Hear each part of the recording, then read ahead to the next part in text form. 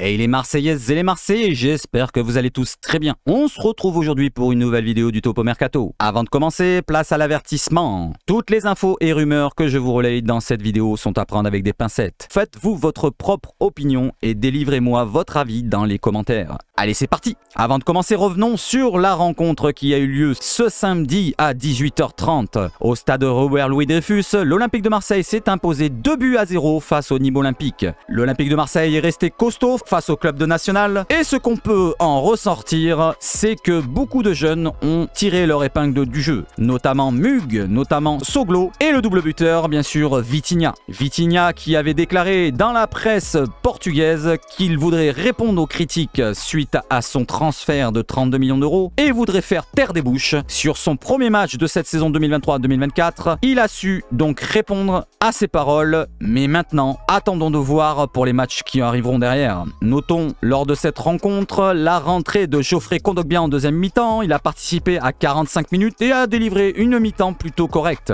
Il n'a pris aucun risque sur ses transmissions de balles, mais a été juste dans ses passes. Et concernant un joueur qui nous fait plaisir à revoir sur les pelouses, c'est bien sûr Amin Harit. Le Marocain est revenu après plusieurs mois d'absence suite à sa blessure au genou qu'il a subi face à Monaco. Le joueur marocain a délivré quelques petites passes intéressantes et délivré quelques petits gestes techniques dont il a le secret. Et pour un autre Marocain dont on va parler, c'est Asdi Nounahi qui lui est toujours absent avec son orteil, on le sait, endolori. Il devrait normalement reprendre courant du début du mois d'août. Pour le milieu de terrain marocain, on peut noter qu'il est nominé par Foot Africa pour être possiblement la révélation africaine de l'année. Allez, maintenant place au mercato. Et pour commencer, parlons d'une officialisation. C'est l'arrivée de Renan Lodi. Il signe un contrat pour 5 années à l'Olympique de Marseille. Il sera donc jusqu'en 2028 sous les couleurs olympiennes. L'ancien arrière-gauche d'Atlético Madrid arrive pour une somme de 13 millions d'euros plus 20% de bonus à la revente. Il devrait porter le numéro 12. Concernant un autre joueur arrivé juste avant, c'est Geoffrey Kondogbia qui portera lui le numéro 19. Et maintenant, souhaitons la bienvenue à Renan et à Geoffrey. Pour commencer, l'Olympique de Marseille souhaiterait épater son public selon l'équipe. Pour cela, le club chercherait à recruter un nom célèbre. Parlons d'un nom célèbre qui était la saison passée au club olympien, c'est Alexis Sanchez.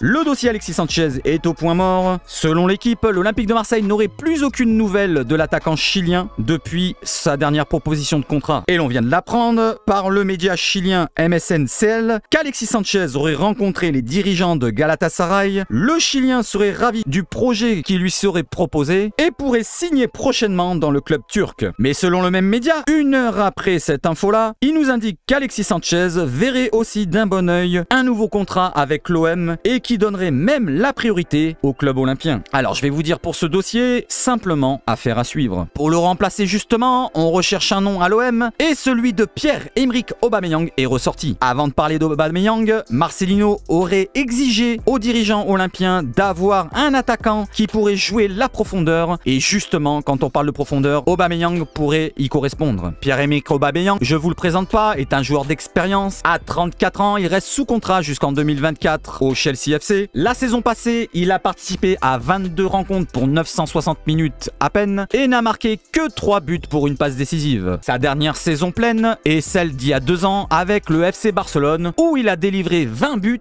pour 38 rencontres avec 3 passes décisives. L'attaquant international gabonais a une expérience certaine du football européen et pourrait épauler pourquoi pas Vitinha qui est seul actuellement en tant qu'attaquant à l'OM. Selon l'entourage du joueur, on souhaiterait un contrat de 2 saisons du côté d'Aubameyang, mais les dirigeants marseillais préféreraient lui proposer une année de contrat plus une en option. Son salaire du côté de Chelsea n'est pas si élevé que ça, il s'élève à 450 000 euros par mois et serait totalement dans les cordes du club olympien. Et la dernière info nous vient d'un média saoudien, Al Arabiya, qui nous annonce que Pierre-Emerick Aubameyang serait sur le point de rejoindre l'Olympique de Marseille. Et maintenant je vous demande les amis, est-ce qu'Aubameyang à l'Olympique de Marseille, ça vous hyperait? Place maintenant à l'autre dossier qui nous intéresse, celui d'Iliman Ndiaye. Iliman Ndiaye a participé justement à une rencontre en même temps que celle de l'Olympique de Marseille. Il a marqué notamment un but avec son match du côté de Sheffield United. Il devrait aussi, selon @Iliman, voyager avec le groupe de Sheffield pour la pré-saison au Portugal où se déroulera un stage. Selon l'équipe, l'Olympique de Marseille et le clan du joueur auraient convenu d'un accord autour d'un contrat de 5 années. Cependant, le club anglais est toujours gourmand. Ils en réclameraient près des 20 millions d'euros et l'OM jouerait la montre sur ce dossier. Et maintenant, je vais vous dire, le problème de l'Olympique de Marseille, c'est qu'ils recherchent activement des attaquants pour combler les manques à l'effectif